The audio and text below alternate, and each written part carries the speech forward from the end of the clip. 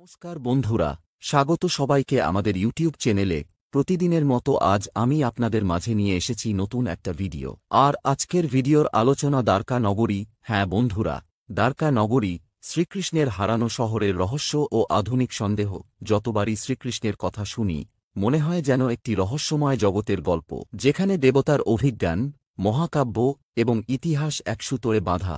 কিন্তু আজকের গল্পটা এক অদৃশ্য, হারিয়ে যাওয়া শহরের। এটি ছিল এক অলৌকিক নগরী, যা একসময় শ্রীকৃষ্ণের রাজত্বের প্রতীক ছিল।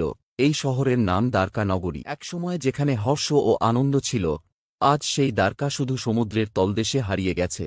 কিভাবে এই নগরী হারিয়ে গেল, কি ছিল এই নগরীর ইতিহাস, আজ আমরা জানব দ্বারকা নগরী নিয়ে অজানা রহস্যগুলো এবং বর্তমান সময়ে এই নগরী সম্পর্কে মানুষের মধ্যে যেসব সন্দেহ তৈরি হয়েছে তা নিয়েও আলোচনা করব। প্রথমে আমরা জানব কিভাবে জন্ম হয়েছিল এই নগরী। কাহিনী শুরু হয় বহু যুগ আগে, যখন পৃথিবী ছিল অন্য রকম।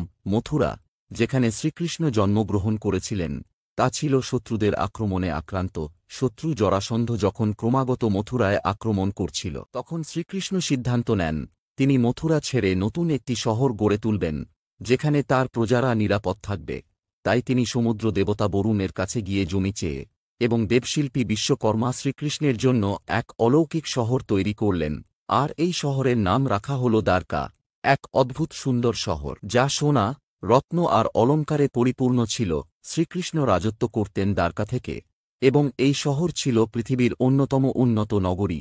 দ্বারকার গৌরব। দ্বারকা ছিল শ্রীকৃষ্ণের রাজত্বের এক উজ্জ্বল দৃষ্টান্ত। এটি ছিল একটি অসাধারণ প্রাসাদ। উন্নত রাজনীতি, ধর্ম, শিল্প, সংস্কৃতি সবকিছু একে একে মিশেছিল। কৃষ্ণের রাজসভা ছিল এক মহান স্থান, যেখানে রাজনীতি এবং ধর্মের দৃষ্টিকোণ থেকে তার বিচক্ষণতা বিশ্বখ্যাত ছিল।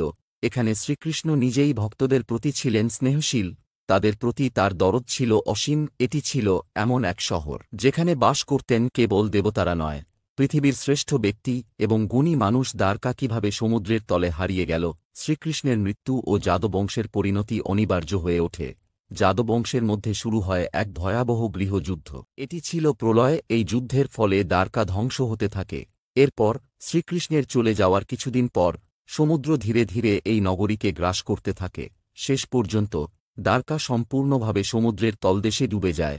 এটা ছিল শ্রীকৃষ্ণের স্বপ্নের নগরীর অবসান। কিন্তু কিভাবে এক অলৌকিক নগরী এত সহজেই ধ্বংস হয়ে গেল। দ্বারকা নগরীর আধুনিক গবেষণা ও আবিষ্কার। বহু শতাব্দী পর ভারতের গুজরাট উপকূলে সমুদ্রের তলদেশে খুঁজে পাওয়া যায় কিছু প্রাচীন ধ্বংসাবশেষ। এতে পাওয়া যায় প্রাচীন দেয়াল, নোঙর, স্তম্ভ, যেগুলি দ্বারকা নগরীরই অংশ বলে মনে করা হয়। গবেষকরা বিশ্বাস করেন এটি শ্রীকৃষ্ণের ঐতিহাসিক দ্বারকা নগরীর বাকি অংশ। অন্যদিকে নতুন প্রযুক্তি ব্যবহার করে কিছু 3D মডেলও তৈরি করা হয়, যেখানে দ্বারকার অবকাঠামো এবং জীবনযাত্রার চিত্র ফুটে ওঠে। তবে এতদিন পরও দ্বারকার সঠিক অবস্থান বা এর সম্পূর্ণ খোঁজ এখনও অজ্ঞাত রয়ে গেছে। দ্বারকা নিয়ে মানুষের সন্দেহ। বর্তমানে দ্বারকা নগরী নিয়ে মানুষের মধ্যে বিভিন্ন সন্দেহ রয়েছে, এবং সেগুলি আরও বাড়ছে আধুনিক 3D অ্যানিমেশন এবং প্রযুক্তির ব্যবহারকে কেন্দ্র করে। একদিকে কিছু 3D অ্যানিমেস সফটওয়্যার দ্বারা দ্বারকার সম্পূর্ণ নগরীর সঠিক চিত্র তুলে ধরা হয়েছে। তবে কিছু গবেষক এ নিয়ে প্রশ্ন তুলছেন। তারা মনে করছেন এই সমস্ত অ্যানিমেশন শুধু গল্পের রূপান্তর হতে পারে, বাস্তবতা নয়। একইভাবে দ্বারকা নগরীর অবস্থান, যেখানে সমুদ্রের তলায় এসব ধ্বংসাবশেষ খুঁজে পাওয়া গেছে, সেখানে আজও বিজ্ঞানীরা নিশ্চিত নন যে এটা সত্যিই শ্রীকৃষ্ণের দ্বারকা। অনেকেই প্রশ্ন তুলছেন কিভাবে এমন একটি শহর সমুদ্রের তলদেশে হারিয়ে গেল। কোনো প্রাকৃতিক দুর্যোগের কারণ ছিল, নাকি অন্য কোনো রহস্য। দ্বারকা আজও এক রহস্য হয়ে রয়ে গেছে। একসময় শ্রীকৃষ্ণের রাজ্য, আজ সেটি কেবল একটি ইতিহাসের অংশ। কিন্তু দ্বারকা আমাদের স্মরণ করিয়ে দেয় সেই সময়ের গুরুত্ব, যেখানে রাজত্ব, ধর্ম এবং মানবিকতা একে অপরের সাথে মিশেছিল। এটি কেবল একটি হারানো শহর নয়, এটি একটি শিক্ষা, এক বিশ্বাস যা আজও আমাদের পথপ্রদর্শক। দ্বারকা হারিয়ে গেলেও শ্রীকৃষ্ণের শিক্ষা ও তাঁর জীবন আমাদের কাছে অমর হয়ে রয়ে গেছে। তাহলে দ্বারকা কেবল একটি নগরী ছিল না, এটি একটি আধ্যাত্মিক প্রতীক, যা আমাদের স্মরণ করিয়ে দেয় জীবনে যাই ঘটে তার মূলে থাকে ঈশ্বর। বন্ধুরা, দ্বারকা নিয়ে আজকের আলোচনা এই পর্যন্তই। সবাই ভালো থাকবেন, সুস্থ থাকবেন। আর আমাদের ভিডিও আপনাদের কাছে ভালো লাগলে লাইক ও শেয়ার দিবেন।